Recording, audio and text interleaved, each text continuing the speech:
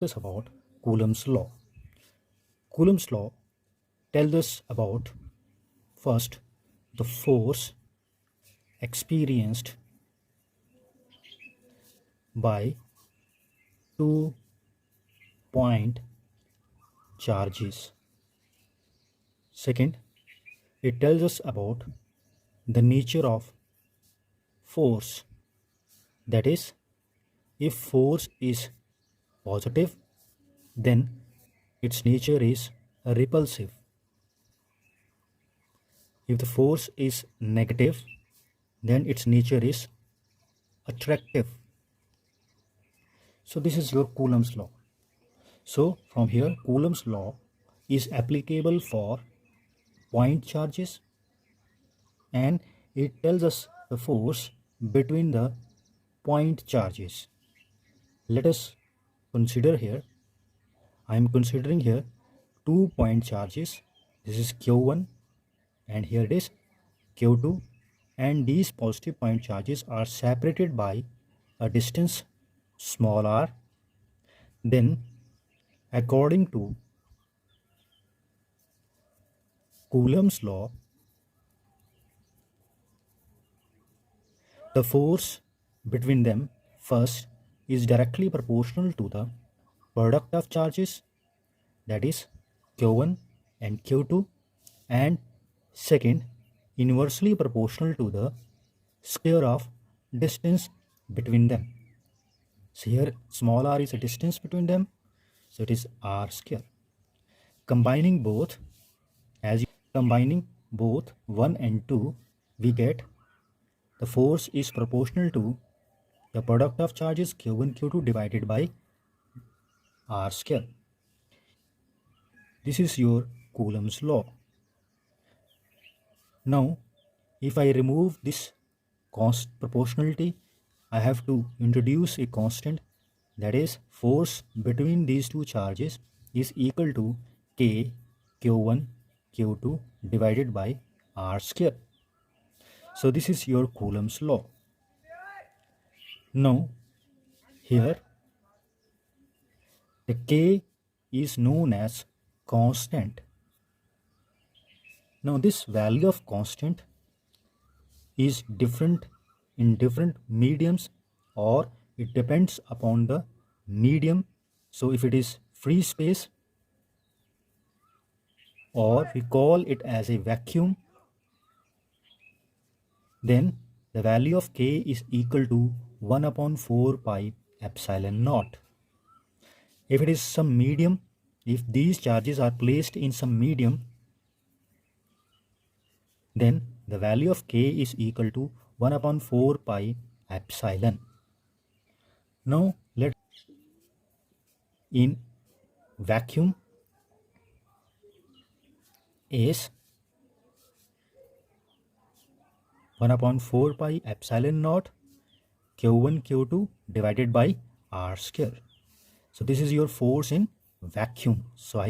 And the force in medium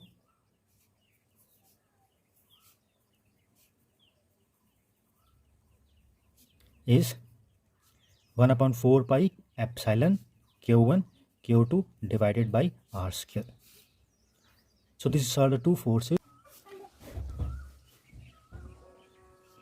Now let us discuss about the permittivity.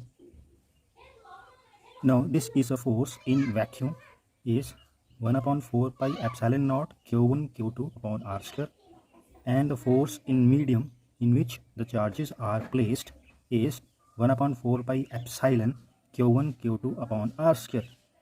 If you see these two equations, the only difference is in vacuum it is epsilon and in medium it is epsilon. Now let us discuss about epsilon naught and epsilon. Epsilon and epsilon naught. Here epsilon naught is a permittivity of a free space, or we call it as a vacuum. The value of epsilon naught is 8.865 into 10 raised to power 12 Newton meter square per Coulomb square. And epsilon is a permittivity of a medium in which the charges are placed. So this epsilon naught is the permittivity of a vacuum or a free space, and epsilon is a permittivity of a medium. Now, to know the strength of a permittivity of a medium in comparison to the permittivity of a free space, we calculate or we use the term relative permittivity. Now see what is relative permittivity. Relative permittivity is defined as the ratio of permittivity of a medium with respect to the permittivity of a free space.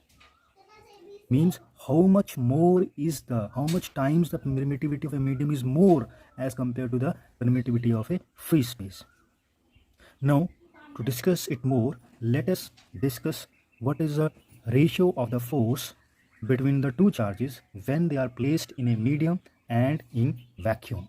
In first case, these two charges Q1 and Q2 separated by distance r are placed in some medium whose permittivity is epsilon. Then the force is given by Fm is equal to 1 upon 4 pi epsilon Q1 Q2 upon r square. In second case, here I placed these two charges separated by distance r, same equal charges as I taken in the case of above example, same charges placed at r distance apart and in vacuum are placed in vacuum. Then the force is given by Coulomb's law between the two charges is in vacuum Fv 1 upon 4 pi epsilon Q1 Q2 upon r square. Now let us take the ratio of these two forces. Now the ratio of the force between the same point charges when at a same distance when they are placed in some medium or in vacuum. So here we have already discussed the force in a medium is given by 1 upon 4 pi epsilon Q1 Q2 divided by r square. And this is your force in, this is in medium and this is force in vacuum. That is 1 upon 4 pi epsilon naught. Here it is epsilon, here it is epsilon naught Q1 Q2 divided by r square. Now if you take the ratio, the force in a vacuum to the force in a medium, that is equal to, we put these values and we get, after cutting we get this much, epsilon divided by epsilon naught.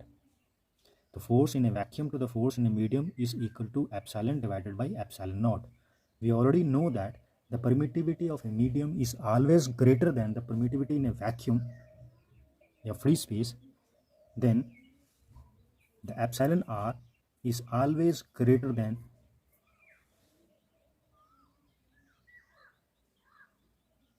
we know that permittivity of a medium is greater than the permittivity of a free space.